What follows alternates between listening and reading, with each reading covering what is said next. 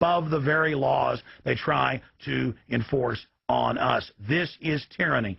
And so literally, all over the nation, they've tried to pass it in Texas but failed. They want it where the police are above the law, where the government officials are above the law, where they have immunity, where they can't be prosecuted for crimes. And other laws that they put on the rest of us. They're exempt from Social Security, and they get a pension that pays out on average 5 times what citizens get. Again, it's already happening. So the chip in the hand and saying they're above the law under the guise of national security, that's what the 1947 National Security Act and now this whole Homeland Security system is all about. Is a phony. You know, Nick and I discussed many things. One of the things we discussed, or he brought up in conversation, was reducing world population, and felt that there were too many people in the world. In a way, I agree, there are too many people in the world, but I don't think I have the authority to say who's going to die and who's not going to die, you know. But they felt that they wanted to reduce world population, and he felt that it should be reduced by half.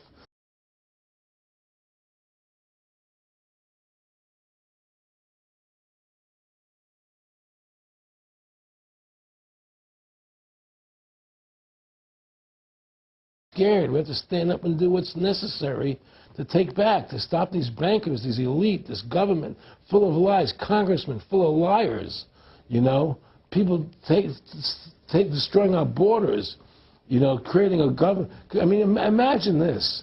Here you are in America, and they're combining America, Canada, and Mexico into one country, the North American Union, and the American people don't know anything about it.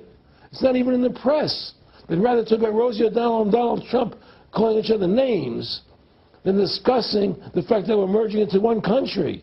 The press doesn't even report it. Or that Paris Hilton doesn't wear underwear. Yeah, Britney Spears. But, I mean, who cares?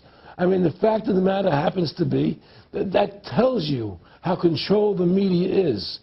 Here you are combining America, Canada, and Mexico into one country.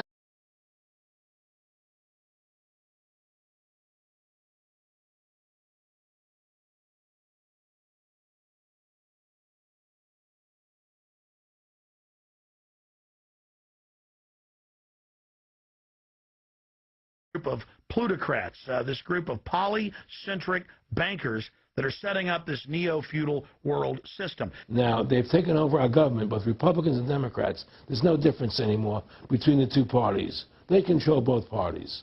It doesn't matter to them which one wins, because who's ever running for president will be someone they anoint, okay? Whether it's Hillary Clinton or John McCain running for president next year, they're going to be people that are going to do what they want them to do. And the fact of the matter happens to be that you can't win an election unless you have enough money to win. They make sure who gets the money. The most important point is they control both parties. And the public continues to only focus in on the distraction of the left puppet and the right puppet instead of looking at the puppet masters.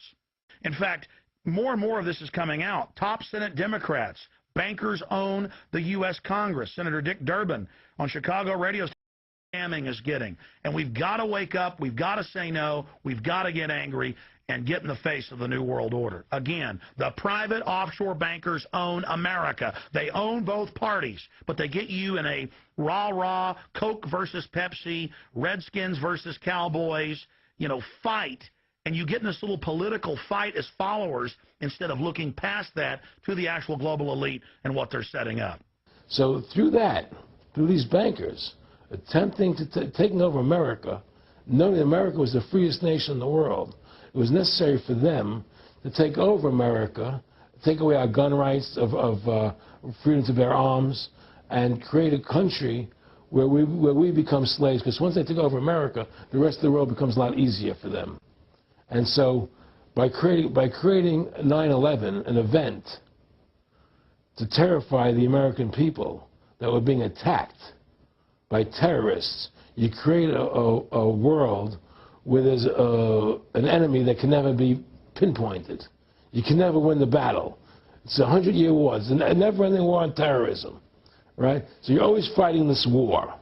And through the war on terrorism, which is the 9/11, which is the first lie, then you create the war on terrorism, which is the next lie. Then you create the war in Iraq for weapons of mass destruction, which is the next lie. And it's one lie to the next lie to the next lie. Now it's going to be Iran, the next lie, sending more troops and a surge into Iraq. Think about what Aaron Russo is saying here. The war on terror is a war on the American people and the people of the world. You see, the elites always sell the public on tyranny by attacking a minority that's unliked first, or the outsider. Oh, we're just getting rid of the Bill of Rights and Constitution and having secret arrest and FEMA camps and the Military Commissions Act for foreigners. It's just for them. And now the federal government has been caught saying that gun owners, conservatives, people buying ammunition, they've been caught saying that returning veterans are the #1 threat of Iraq. I believe we should leave other countries alone, let other countries live their lives the way they choose to. You know, stop trying to spread democracy around the world, which is the worst form of government there is anyway. Restore our republic to what it's supposed to be, and go back to what the founding fathers gave us, and try and restore that, restore the republic. Like the point of everything is that we have to mobilize. Each one of us. You and I can't do everything, Alex. You and I may be leaders. We may be out there and people listen to us, what we have to say and follow us. But the truth of the matter happens to be, it takes all Americans to stand together, to stand tall, to mobilize and say, we're not going to take this anymore. I'm mad as hell. I'm not going to take it anymore. We're going to stand up and fight the battle. And you and I can't do this alone. We're just leaders of the thing. But other people have to join in with us and stand side by side, shoulder to shoulder, and say, I'm not going to take it anymore. That's what it's going to take to win this effort, and stop cooperating with the government and with all their rules and regulations, and to wake everybody up, to hand out DVDs of my movie, to hand out DVDs of your movie, to educate everybody to what's going on. Well, if you don't fight the corruption and you don't stand up for what's right in life, you're going to end up being a serf and a slave, and you're leaving your children a world that you wouldn't want to live in yourself. So how can you, in decency, behave that way? You have to stand up for what's right in life. And unless you do that, you're nothing. It's a movie that everybody should see, because we show the fraud of the income tax. We show how judges put people in jail for no reason. We show the corruption of the justice system, and we show how the Federal Reserve came into being and how it's controlling society. And how all the central banks of the world are working together through the Bank of International Settlements in Switzerland, which is the central bank for all the central banks, and how they all work together to create this one world government, the one world order, which is what they're trying to do. So Freedom to Fascism is a movie just to get you a good basic education about how the world is really working. You know? But just, folks, you know, all I can say is, you know, take our country back, restore the Constitution. Don't let these bankers do this to us anymore. Stand up, don't be afraid of them, and do what you got to do, you know, and stand up for your individual rights. Stand up for the godliness that's in each and every one of us. Thank you for watching this historic interview with Aaron Russo. Please don't just stand down after watching this film. Research the private Federal Reserve for yourself. Realize it is the main head on the Hydra that we have to go after. Realize that we can fight the political parties all day, but until we go after the heart, the root of the problem, nothing's going to get better. We have this ruling class of private bankers that issue all this fiat currency, and they have committed unbelievable crimes and have the audacity to claim that they're above the law. Ladies and gentlemen, now more than ever, we don't have a choice. It's us or them. Either the New World Order is removed from power, or the world faces more wars, more tyranny, and a nightmarish police state carried out by these eugenicists. So in the memory of Aaron Russo and every other freedom lover out there in history, and for the future of our children and the species, humanity itself, let's call for grand jury investigations of the private Federal Reserve. Let's arrest the bankers. Let's kick these foreign corporate criminals out of our country and get our constitutional republic back. Let's stop being distracted and diverted by the liberal and conservative puppets they stick up in our faces on television. Let's look past the front men to the actual architects of the New World Order and bring them to justice.